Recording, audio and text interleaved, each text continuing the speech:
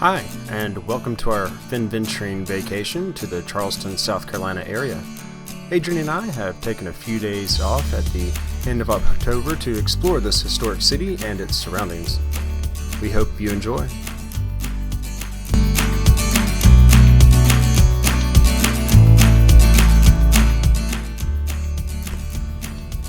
We are at Sullivan's Island.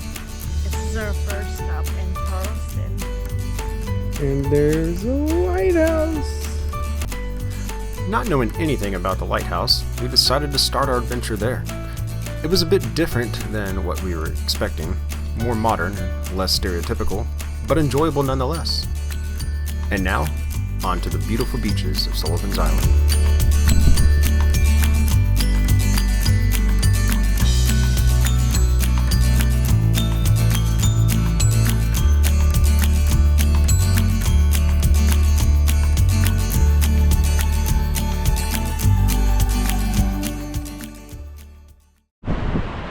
Hi, it's us. Look, we are at Sullivan's Island Beach.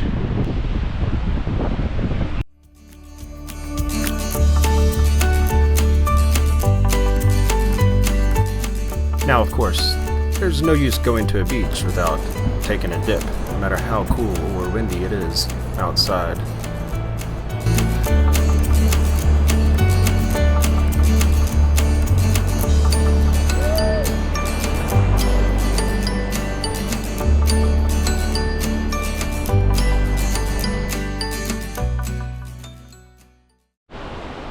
Okay, so to report, the water is actually cold. It's not bad though once you get in. It is very beautiful out here.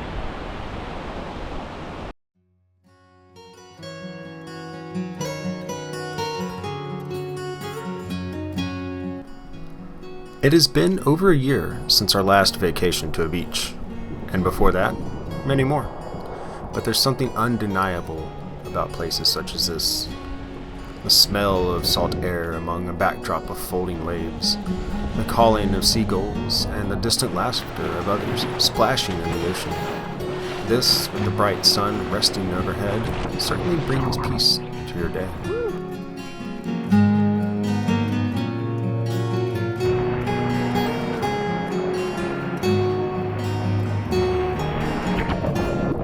After about an hour of enjoying ourselves at the beach, the sun was beginning to set and our stomachs rumbling. It was at this time we headed back to see what culinary delights South Carolina had to offer. But first, something caught my eye that I had to explore. I have found a trail.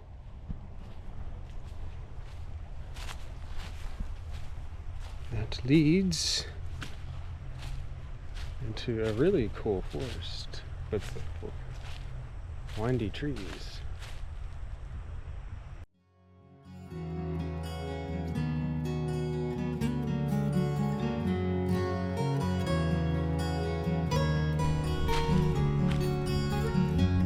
I love this bendy tree.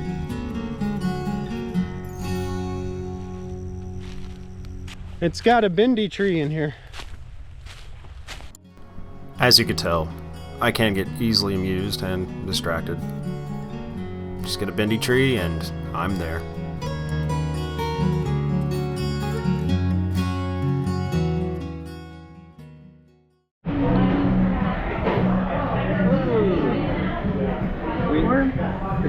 We're at Poe's Tavern. It's really cool. It's a really nice place on Sullivan's Island. The food and the atmosphere is pretty cool. There's lots of Poe things around, obviously. Like this potato salad. Let's see what you did. Potato fries. The burgers are pretty huge, but they're good. Yep. So all in all, recommend the place. Yeah. The street's really nice too, has a lot of areas as well that you could go and eat. And after this, we're going back, freshen up, and then out to Kings Road, downtown Charleston for some Halloween bar hopping. See you there.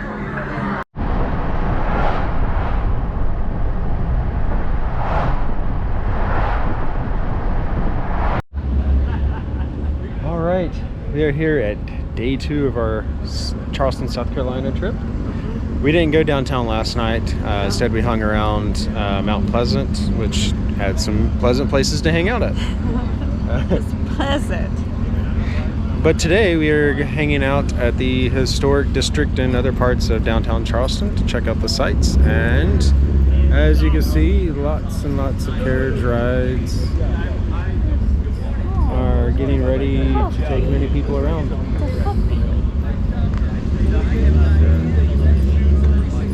But first, the city market we go. We're gonna go buy stuff. Lots of stuff. All the stuff.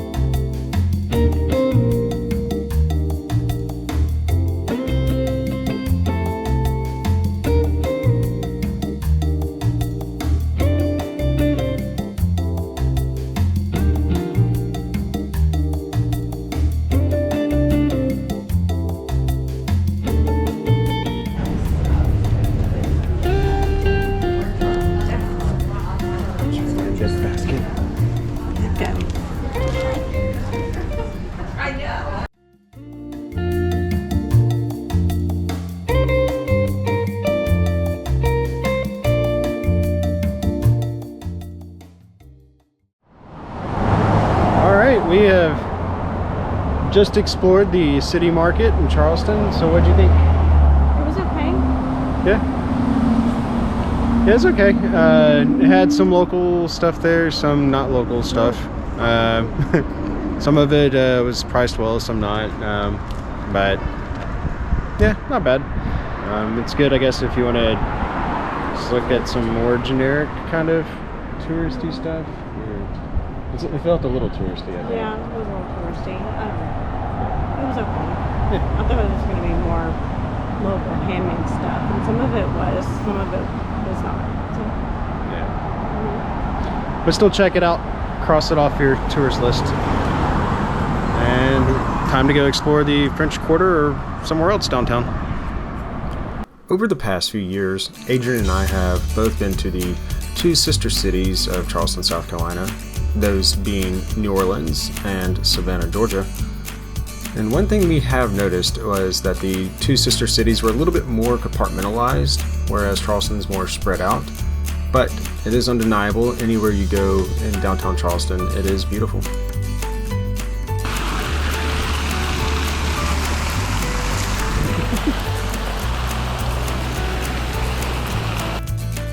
While we didn't quite make it to our intended destination, we did make it to the Charleston Waterfront Park, which definitely, if you're in the area, you need to check it out. It is a must. It is very beautiful, well done. We love the shade. It certainly helped us out in a pretty sunny day, but overall it was just a really nice place to be.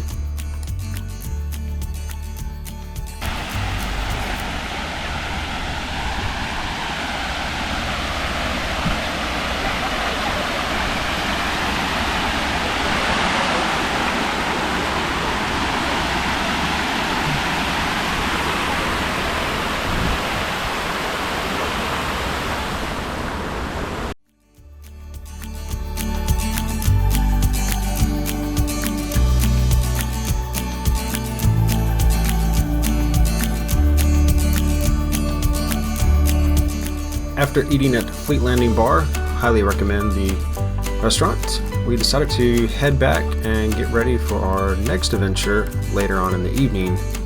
Being that it's late October, we were hoping for some Halloween fun.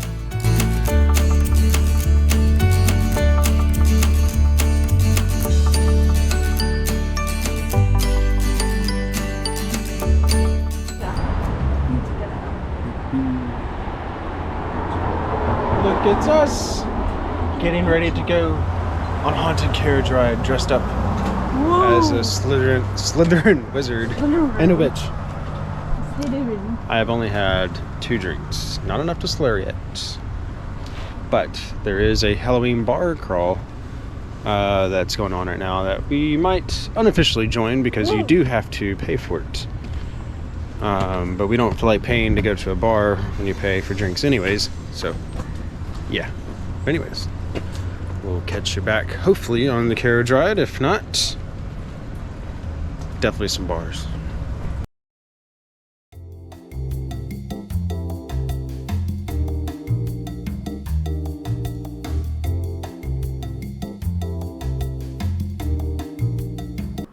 The stables that we showed earlier were actually the wrong ones. We later found out that this was the correct one, so if you ever go up on a haunted carriage ride, make sure you are looking at the right one, as they are both very similar.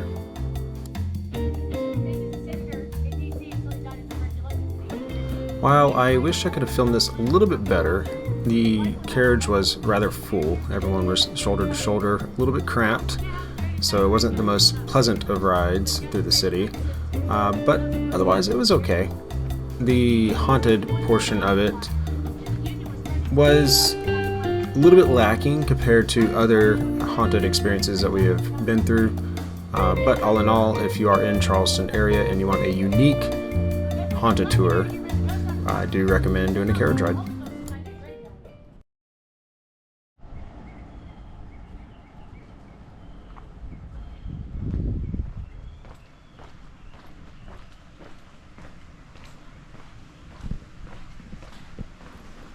The third day had us set out to explore the southern outskirts of the Charleston area to do some shopping, see the great angel oak tree, and explore the beautiful Foley Beach.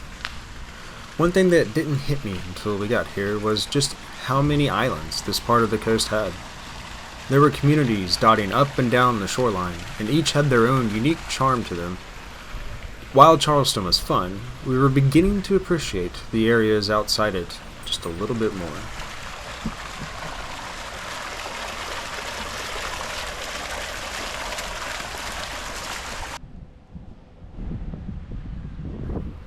We spent quite a bit of time here visiting the local shops, some being your normal touristy ones, but fear not, others had their local small shop vibe that everyone comes to enjoy when they're at a place far away from their home.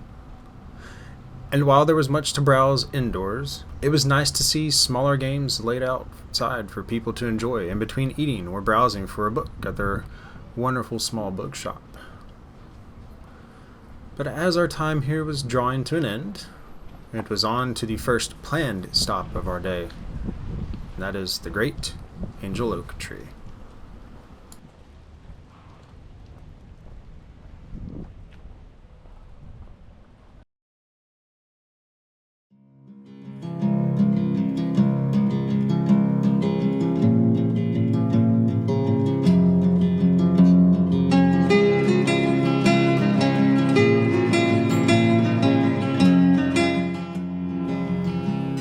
If you've never heard of it before, the angel oak tree is a massive 400-year-old live oak that reaches a height of over 65 feet and has a trunk circumference of nearly 26 feet. The branches wind far and wide, shading an area of over 17,000 square feet. It is quite the sight to behold, and is one of the major draws of the area. But do know, it is on private land, and they do have some rules to abide by. The most important being that no one is allowed to climb on the branches. There are those who stand around the tree for this very purpose, to ensure that it isn't damaged by incoming tourists, so that it will last for many more generations to come. And do note, it can get fairly busy, as you can see. But enough of that.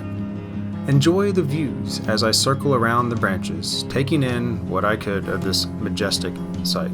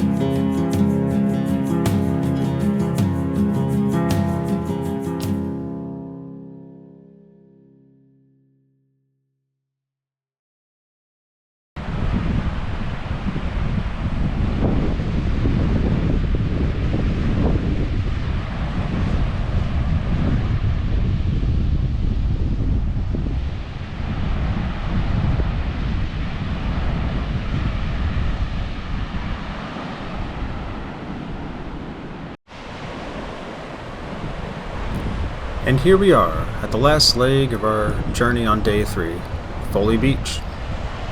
While it was overcast, fairly windy, and a bit chilly, it was nice to get to hear the calm waves again on a rather nice part of the Atlantic coast. And of course, while we're there, had to roll up our pant legs and dip our toes into the freezing waters.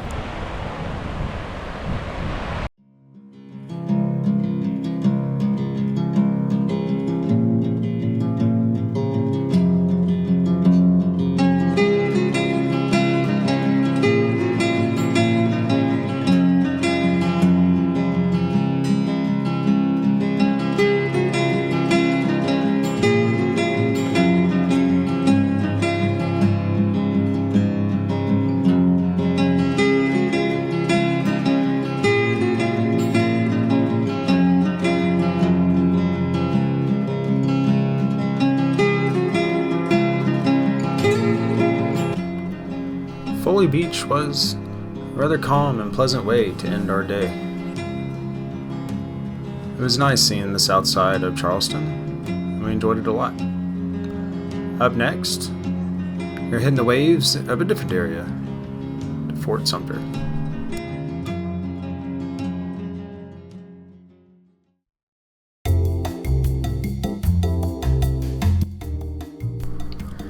Today, we get to see where the first shots of the American Civil War had taken place, Fort Sumter.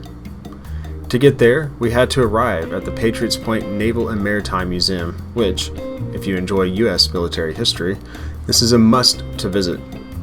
There is a lot of history here, including, but shown earlier, the USS Yorktown aircraft carrier, dubbed the Fightin' Lady, which participated in the Pacific Theater in World War II, and later recovered the Apollo 8 space capsule after splash landing. While we didn't get a chance to explore the warship, they do offer tours that allow you to go inside and see for yourself how those stationed in that ship lived and worked.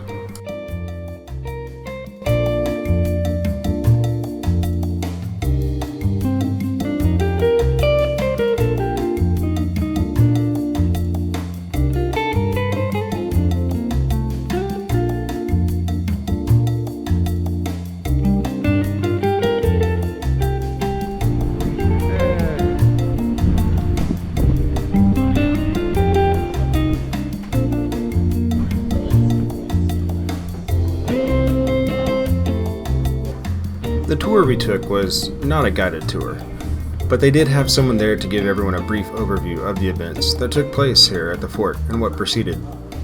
It's worth giving it a listen for those who are both familiar and unfamiliar with this part of Civil War history before exploring the area on your own.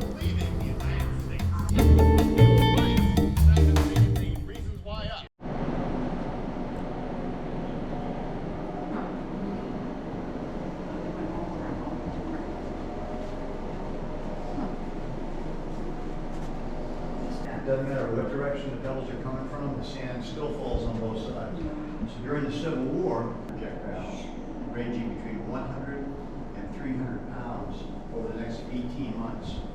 And so the top 35 feet of the wall. The construction of Fort Sumter began in 1829 to help protect the East Coast after the War of 1812, itself being built on a man-made island created from over 70,000 tons of granite, and was named after the Revolutionary War hero Thomas Sumter. When the Civil War was about to become hot, the Confederate troops in the area demanded that the Union troops evacuate the fort or face attack. The Union commander at the time, Major Anderson, refused to leave, and at the early hours of the morning of April 12, 1861, the first shots of the American Civil War rang out from all sides, pummeling the 100-plus troops stationed there. There was little they could do in response, and the situation soon became a crisis for both Abraham Lincoln and those inside. Over a day of ceaseless cannon fire from the Confederates left the fort in ruins. But surprisingly, they killed none of the Union troops. It was only after a brief ceasefire to allow them to evacuate, which Major Anderson finally agreed to, did the only casualties of the event that took place happen. When the Union troops were leaving, they fired a salute with their cannons, with one exploding prematurely, killing one soldier and wounding 3 others. The Union did make an effort to take back the fort in April 1863, but it was unsuccessful. It wasn't until 1865 that the Confederates left the fort as the war became an inevitable defeat for them. 4 years after Major Anderson, now a Major General, had to withdraw from the fort that fateful day, returned to Sumter with the same flag he had been forced to lower, and raised it once more in triumph of a Union victory in the American Civil War.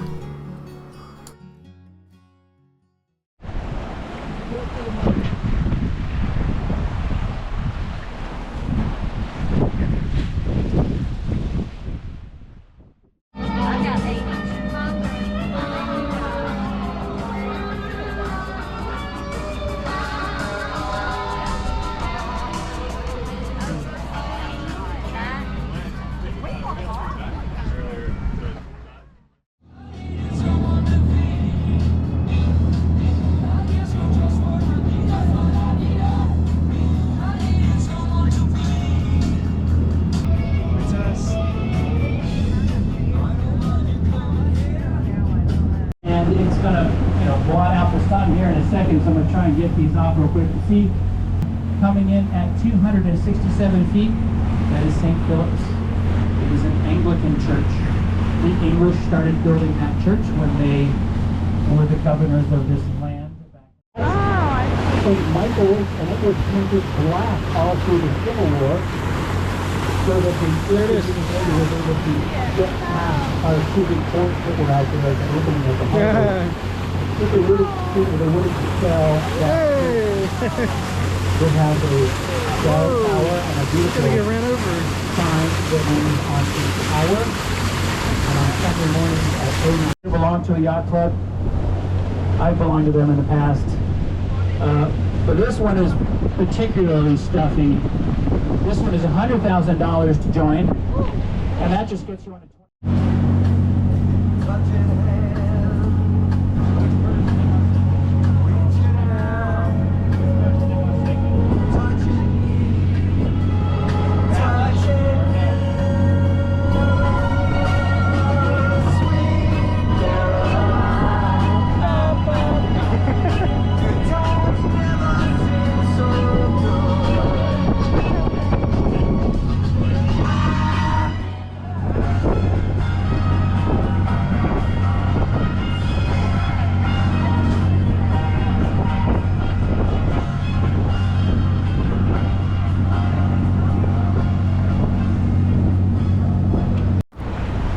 What was originally supposed to be a sunset cruise ended up being an afternoon one due to a change in schedule.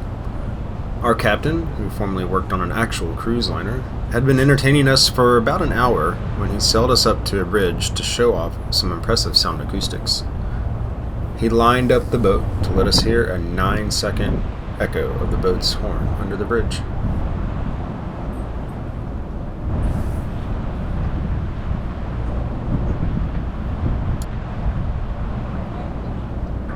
Here comes the first of 2 horn blasts.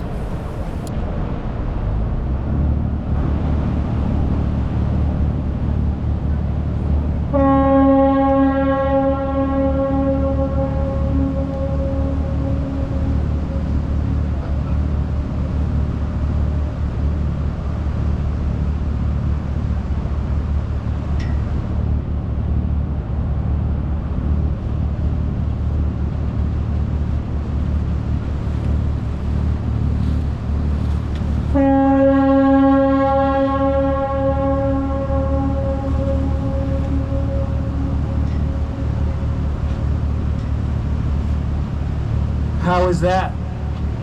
Did you guys like that? Hello, it's us. It's our last night. It's our last night in Charleston. We are on a historic boat tour that was booked at the last minute. So, what are our plans for the last night? A beer garden. Go into the beer garden. Beer garden. Alright.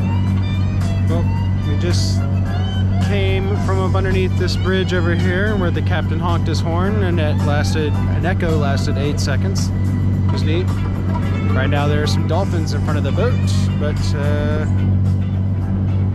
yeah, I think that does it for the filming of this trip. Well, the boat trip, sorry. Yeah.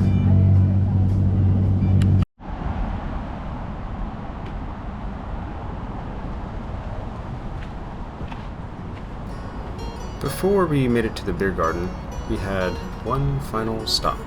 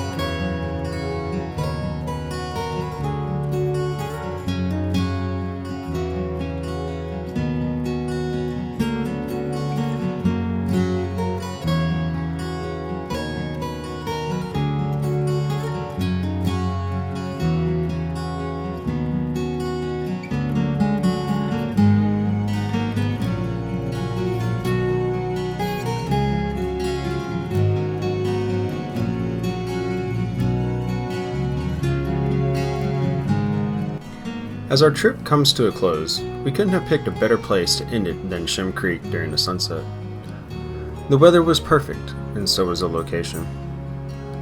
Thank you for joining us on this journey in and around Charleston, and for the first of our Finventuring videos we plan to upload in this format. Huge shout out if you made it this far through my first attempt of using Adobe Premiere Pro and capturing video for such a documentary. There's a lot more we wish we could have shown you, but for now, this will be it. If you enjoyed this, please like and share the video and subscribe to our channel for more content in Finventures. Thanks.